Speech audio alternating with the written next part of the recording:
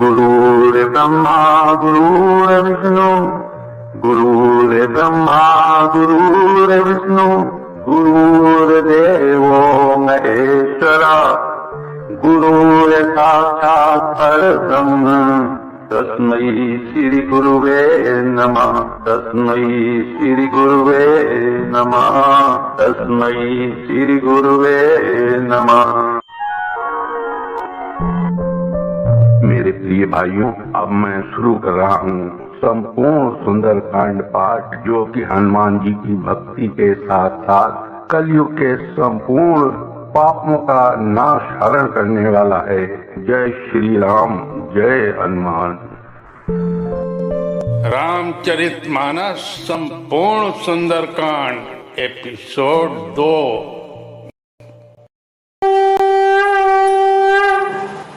मेरी प्रिय माताएं, भाइयों और बहनों, मेरा नमस्कार आप सभी को। जैसा कि पिछले एपिसोड 1 में मैंने आप सबको सुनाया था कि हनुमान जी सुरसा के मुख में घुसकर तुरंत ही बाहर निकल आए और उसे सिर नवाकर विदा मांगी। उसने कहा, तुम्हारे बल बुद्धि का भेद पा लिया, जिसके लिए देवताओं ने मुझे भेजा था। राम काज सब करी हो, तुम बल बुद्धि निधान।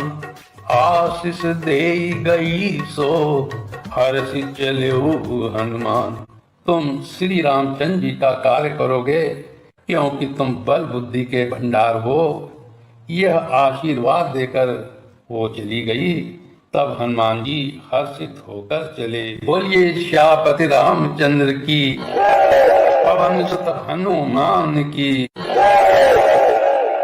निश्चरी एक सिंधु महु रही, करि माया नभ के खग गई। जीव जंतु जे गगन उड़ाई, जल बिलो की तीन कई परिछाई। समुद्र में एक राक्षसी रहती थी। वो माया करके आकाश में उड़ते हुए पक्षियों को पकड़ लेती थी। आकाश में जो जीव जंतु उड़ा करते थे, वो जल में उनकी परछाई देखकर गाई छाह सक सो न उड़ाई। यही विधि सदा गगन चर खाई। सोई चल हनुमान कह कीना, सासु कपट कपि तुरत ही कीना। उस परछाई को पकड़ लेती थी, जिससे वे उड़ नहीं सकते थे और जल में गिर पड़ते थे। इस प्रकार वो आकाश में उड़ने वाले जीवों को खाया करती थी। उसने वही छल हनुमान जी से भी किया। हनुमान जी ने तुरंत ही उसका कपट पहचान लिया। ताहि मारी मारत सुतवीरा, बारिधि पार गयो मति धीरा। कहाँ जाई देखी बन शोभा, गुंजत कंचरीक मधुलोभा। पवन पुत्र धीर बुद्धि वीर हनुमान जी उसको मारकर समुद्र के पार गए। वहां जाकर उन्होंने वन की शोभा देखी। मधु पुष्प रस के लोभ से भौरे गुंजार कर रहे थे। नाना तरु फल फूल सोहाए, खग मृग वृंद देखी मन भाए। शैल विशाल देखी एक आगे, तापर धाय चढ़ो त्यागे। अनेकों प्रकार के वृक्ष फल फूल से शोभित हैं। पक्षी और पशुओं के समूहों को देखकर वे मन में बहुत ही प्रसन्न हुए। सामने एक विशाल पर्वत को देखकर हनुमान जी भय त्याग कर उस पर दौड़कर जा चढ़े। उमा न कछु कपि कई अधिकाई, प्रभु प्रताप जो काल ही खाई। गिरि पर चढ़ी लंका तेरी देखी, कहीं न जाए अति दुर्विशेषी। शिव जी कहते हैं, हे उमा, इसमें वानर हनुमान जी की कुछ बड़ाई नहीं है। ये प्रभु का प्रताप है। जो काल को भी खा जाता है।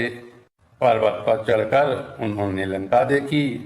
बहुत ही बड़ा किला है, कुछ कहा नहीं जाता।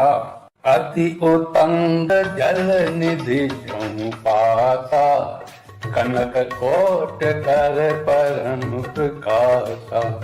वो अत्यंत ऊंचा है, उसके चारों ओर समुद्र हैं। सोने के परकोटे, चार दीवारी का परम प्रकाश हो रहा है। कनक कोट विचित्र मणिकृत, सुंदरायतना घना। चौहट बट सुबट भीति, चारुपुर बहुविधि बना। गज बाजी खच्चर निकर पदचर, रथ बरूथनि को गन। बहुरूप निशिचर जोत अति बल, सेन बरनत नहीं बने। विचित्र मणियों से जड़ा हुआ सोने का परकोटा है। उसके अंदर बहुत से सुंदर सुंदर घर हैं। चौराहे, बाजार, सुंदर मार्ग और गलियां हैं। सुंदर नगर बहुत प्रकार से सजा हुआ है। हाथी, घोड़े, खच्चरों के समूह तथा पैदल और रथों के समूहों को कौन गिन सकता है। अनेकों रूपों के राक्षसों के दल हैं। उनकी अत्यंत बलवती सेना वर्णन करते नहीं बनती। वन बाग उपवन वाटिका सर, कूप बापी सोहनी। नर नाग सुर गंधर्व कन्या, रूप मुनि मन मोहनी। कहूँ माल देह विशाल शैल, समान अति बल गर्जनी। नाना अठारन बिरही बहुविधि, एक एकन तर्जनी। वन बाग, उपवन, बगीचे, फूलवाड़े, तालाब, कुएं और बावलियां सुशोभित हैं। मनुष्य, नाग, देवताओं और गंधर्वों की कन्याएं अपने सौंदर्य से मुनियों के भी मनों को मोहे लेती हैं। कहीं पर्वत के समान विशाल शरीर वाले बड़े ही बलवान मल्ल पहलवान गरज रहे हैं। वे अनेकों अखाड़ों में बहुत प्रकार से भिड़ते और एक दूसरे को ललकारते हैं। कही जतन भट को इन विकट तन, नगर चहु दिस रचही। कहूँ महिष मानुष धेनु खर यज, खल निशाचर भक्षही। एहि लागी तुलसीदास इनकी, कथा कछु एक कही। रघुवीर तर तीरथ शरीरनि, त्यागी गति पई हई सही। भयंकर शरीर वाले करोड़ों योद्धा यत्न करके बड़ी सावधानी से नगर की चारों दिशाओं में सब ओर से रखवाली करते हैं। कहीं दुष्ट राक्षस भैंसों, मनुष्यों, गायों, गधों और बकरों को खा रहे हैं।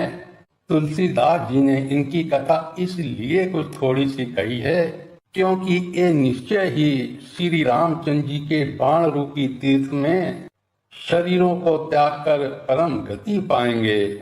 बोलिए श्यामपति रामचंद्र की, पवन सुत हनुमान की।